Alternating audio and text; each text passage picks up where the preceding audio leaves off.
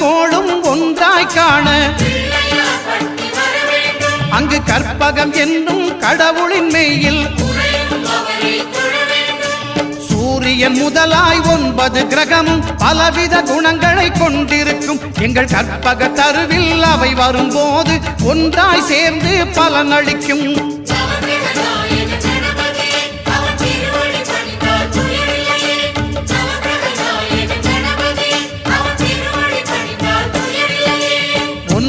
கோளும் ஒன்றாய் காண அங்கு கற்பகம் என்னும் கடவுளின் மெய்யில்